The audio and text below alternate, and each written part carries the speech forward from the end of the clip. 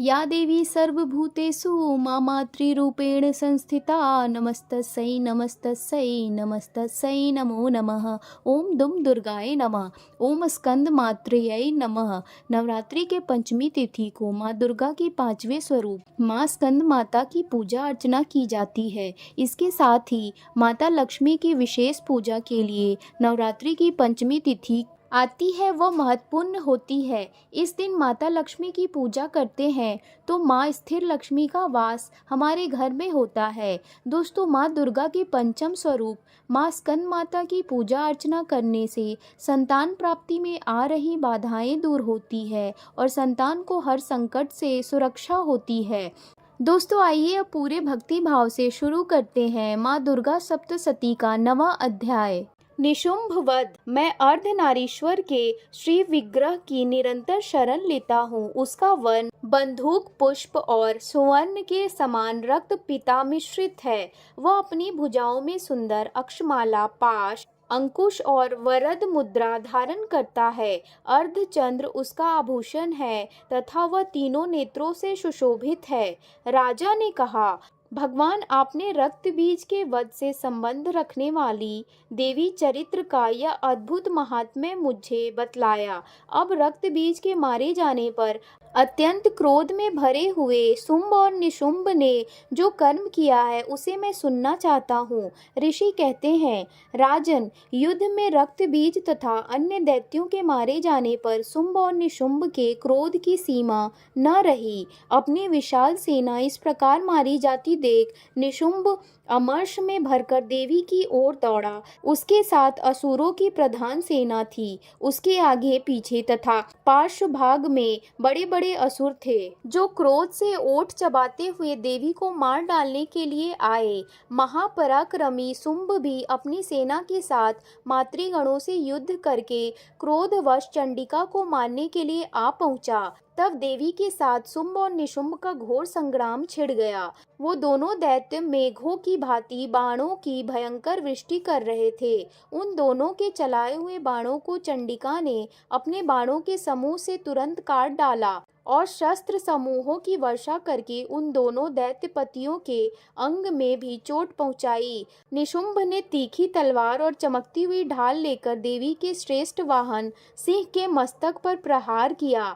अपने वाहन को चोट पहुंचाने पर देवी ने छुरप्र नामक बाण से निशुंभ की श्रेष्ठ तलवार तुरंत ही काट डाली और उसकी ढाल को भी, जिसमें 8 चांद जुड़े थे, खंड खंड कर दिया। ढाल और तलवार के काट जाने पर उस असुर ने शक्ति चलाई, किंतु सामने आने पर देवी ने चक्र से उसके भी 2 टुकड़े कर दिए। अब तो निशुंभ क्रोध से जल उठा और उस दानव ने देवी को मारने के लिए शूल उठाया, किंतु देवी ने समीप आने पर उसे भी मुक्के से मारकर चूर्ण कर दिया। तब उसने गदा घुमाकर चंडी के ऊपर चलाई, परंतु वह भी देवी के त्रिशूल से कटकर भस्म हो गई। तदनंतर दैत्यराज निशुंभ को फरसा हाथ में देकर आते देख देवी ने बाण समूहों से घायल कर धरती पर सुला दिया। उस भयंकर पराक्रमी भाई निशुंभ के धराशायी हो जाने पर शुंभ को बड़ा क्रोध हुआ और अंबिका का वध करने के लिए वह आगे बढ़ा। रथ पर बैठे बैठे ही उत्तम आयुधों से सुशोभित अपनी बड़ी बड़ी 8 अनुपम भुजाओं से समूचे आकाश को ढककर वह अद्भुत शोभा पाने लगा। उसे आते देख देवी ने शंख बजाया और धनुष भी अत्यंत दुस्सह शब्द किया। साथ ही अपने घंटे के शब्द से जो समस्त दैत्य सैनिकों का तेज नष्ट करने वाला था, संपूर्ण दिशाओं को व्याप्त कर दिया। तदनंतर सिंह ने अपने दहाड़ से, जिसे सुनकर बड़े बड़े गजराजों का महान मत दूर हो जाता है, आकाश, पृथ्वी और 10 दिशाओं को गुंजा दिया। फिर काली ने आकाश में उछलकर अपने दोनों हाथों से पृथ्वी पर आघात किया। उससे ऐसा भयंकर शब्द हुआ जिससे पहले के सभी शब्द शांत हो गए। तत्पश्चात शिवदूती ने दैत्यों के लिए अमंगलजनक अट्टहास किया। इन शब्दों को सुनकर समस्त असुर थर्रा उठे, किंतु शुंभ को बड़ा क्रोध हुआ। उस समय देवी ने जब शुंभ को लक्ष्य करके कहा, ओ दुरात्मन, खड़ा रह, खड़ा रह। तभी आकाश में खड़े हुए देवता बोल उठे, जय हो, जय हो। शुंभ ने वहां आकर ज्वालाओं से युक्त अत्यंत भयानक शक्ति चलाई। अग्निमय पर्वत के समान आती हुई उस शक्ति को देवी ने बड़े भारी भारी लुके से दूर हटा दिया। उस समय शुंभ के सिंह नाद से तीनों लोग गूंज उठे। राजन, उसकी प्रतिनिधि से वज्रपात के समान भयानक शब्द हुआ, जिसने अन्य सब शब्दों को जीत लिया। शुंभ के चलाए हुए बाणों के देवी ने और देवी के चलाए हुए बाणों के शुंभ ने अपने भयंकर बाणों द्वारा सैकड़ों और हजारों टुकड़े कर दिए। तब क्रोध में भरी हुई चंडिका ने शुंभ को शूल से मारा। उसके आघात से मूर्छित हो वह पृथ्वी पर गिर पड़ा। इतने में ही शुंभ को चेतना हुई कि उसने धनुष हाथ में लेकर बाणों द्वारा देवी काली तथा सिंह को घायल कर डाला है। फिर उस दैत्यराज ने 10,000 बाहें बनाकर चक्रों के प्रहार से चंडिका को आच्छादित कर दिया। तब दुर्गम पीड़ा का नाश करने वाली भगवती दुर्गा ने कुपित होकर अपने बाणों से उन चक्रों तथा बाणों को काट गिराया। यह देख कि शुंभ दैत्य सेना के साथ चंडिका का वध करने के लिए हाथ में गदा ले बड़े वेग से दौड़ा। उसके आते ही चंडी ने तीखी धार वाली तलवार से उसकी गदा को शीघ्र ही काट डाला। तब उसने शूल हाथ में ले लिया। देवताओं को पीड़ा देने वाले निशुंभ को शूल हाथ में लिए आते देख चंडिका ने वेग से चलाए हुए अपने शूल से उसकी छाती छेद डाली। शूल से विदीर्ण हो जाने पर उसकी छाती से एक दूसरा महाबली एवं पराक्रमी पुरुष खड़ी रह कहता हुआ निकला। उस निकलते हुए पुरुष की बात सुनकर देवी ठठाकर हंस पड़ी और खड्ग से उन्होंने उसका मस्तक काट डाला। फिर तो वह पृथ्वी पर गिर पड़ा। तदनंतर सिंह अपनी दाढ़ों से असुरों की गर्दन कुचलकर खाने लगा। यह बड़ा भयंकर दृश्य था। उधर काली तथा शिवदूती ने भी अन्याय दैत्यों का भक्षण आरंभ किया। कौमारी की शक्ति से विदीर्ण होकर कितने ही महादैत्य नष्ट हो गए। ब्राह्मणी के मंत्रपूत जल से निस्तेज होकर कितने ही भाग खड़े हुए। कितने ही दैत्य माहेश्वरी के त्रिशूल से छिन्न भिन्न हो धराशायी हो गए। वाराही के थुथुन के आघात से कितनों का पृथ्वी पर कचूमर निकल गया। वैष्णवी ने भी अपने चक्र से दानवों के टुकड़े टुकड़े कर डाले। इंद्री के हाथ से छूटे हुए वज्र से भी कितने ही प्राणों से हाथ धो बैठे। कुछ असुर नष्ट हो गए, कुछ उस महायुद्ध से भाग गए तथा कितने ही काली शिव दूती तथा सिंह के ग्रास बन गए। इस प्रकार श्री मार्कंडे पुराण में सावर्णिक मनवंतर की कथा के अंतर्गत देवी महात्म्य में निशुंभ वध नामक 9वां अध्याय पूरा हुआ। 10वां अध्याय शुंभ वध। मैं मस्तक पर अर्धचंद्र धारण करने वाली शिव शक्ति स्वरूपा भगवती कामेश्वरी का हृदय में चिंतन करता हूँ।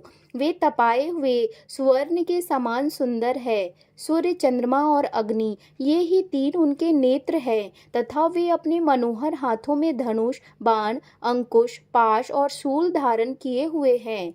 ऋषि कहते हैं, राजन, अपने प्राणों के समान प्यारे भाई निशुंभ को मारा गया देख तथा सारी सेना का संहार होता जान शुंभ ने कुपित होकर कहा, दुष्ट दुर्गे, तू बल के अभिमान में आकर झूठ मूठ का घमंड न दिखा। तू बड़ी मानिनी बनी हुई है, किंतु दूसरी स्त्रियों के बल का सहारा लेकर लड़ती है।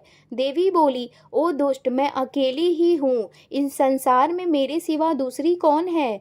देख, ये मेरी ही विभूतियाँ हैं, अतः मुझ में ही प्रवेश कर रही हैं। तदनंतर ब्राह्मणी आदि समस्त देवियां अंबिका देवी के शरीर में लीन हो गई। उस समय केवल अंबिका देवी ही रह गई। देवी बोली, मैं अपनी ऐश्वर्य शक्ति से अनेक रूप में यहाँ उपस्थित हुई थी। उन सब रूपों को मैंने समेट लिया। अब अकेली ही युद्ध में खड़ी हूँ। तुम भी स्थिर हो जाओ। ऋषि कहते हैं, तदनंतर देवी और शुंभ दोनों में सब देवताओं तथा दानवों के देखते देखते भयंकर युद्ध छिड़ गया। बाणों की वर्षा तथा तीखे शास्त्रों एवं दारुण अस्त्रों के प्रहार के कारण उन दोनों का युद्ध सब लोगों के लिए बड़ा भयानक प्रतीत हुआ।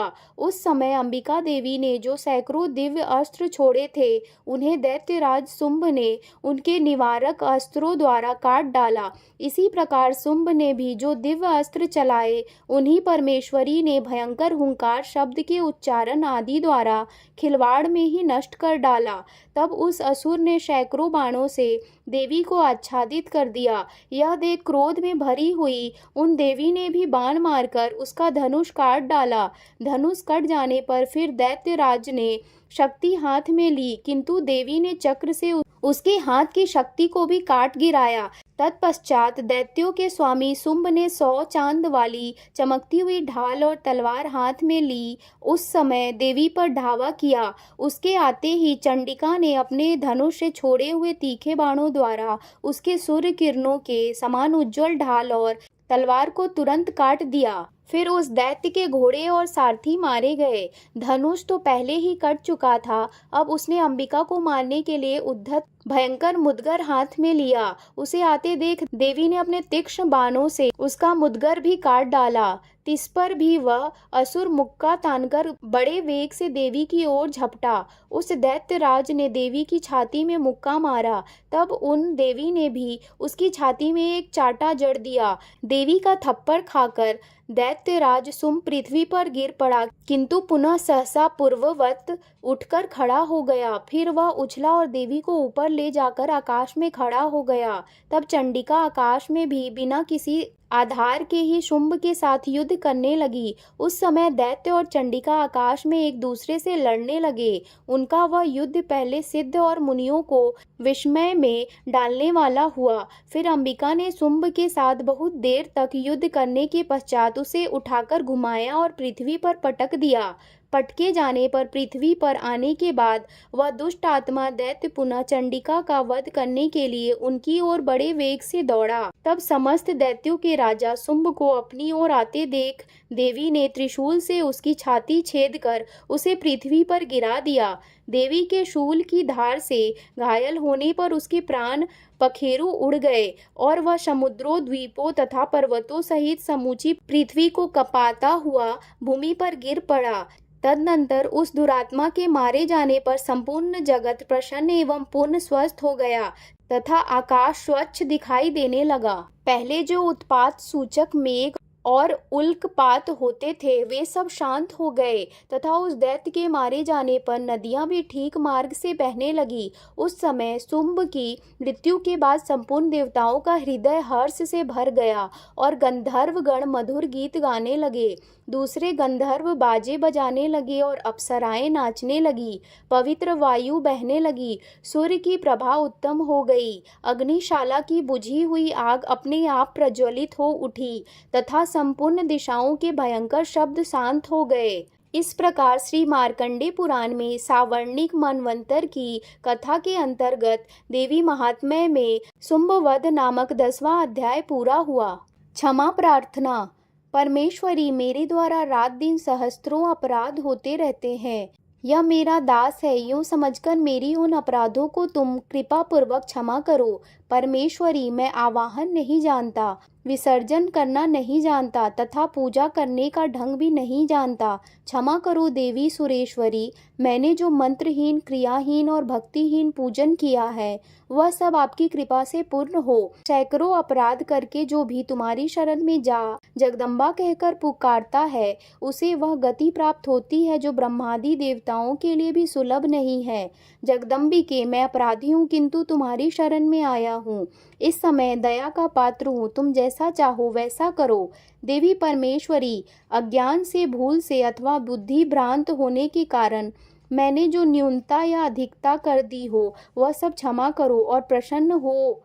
सच्चिदानंद स्वरूपा परमेश्वरी, जगन्माता कामेश्वरी, तुम प्रेम पूर्वक मेरी यह पूजा स्वीकार करो और मुझ पर प्रसन्न रहो। देवी सुरेश्वरी, तुम गोपनीय से भी गोपनीय वस्तु की रक्षा करने वाली हो। मेरे निवेदन किए हुए इस जप को ग्रहण करो।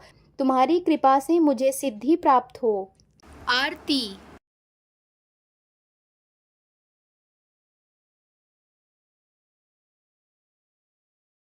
दोस्तों, अगर मेरी यह वीडियो आपको अच्छी लगी हो तो कृपया मेरे चैनल लाइफ एंड फैक्ट को लाइक, शेयर एंड सब्सक्राइब जरूर करें और कमेंट में जय माता दी जरूर लिखें। धन्यवाद।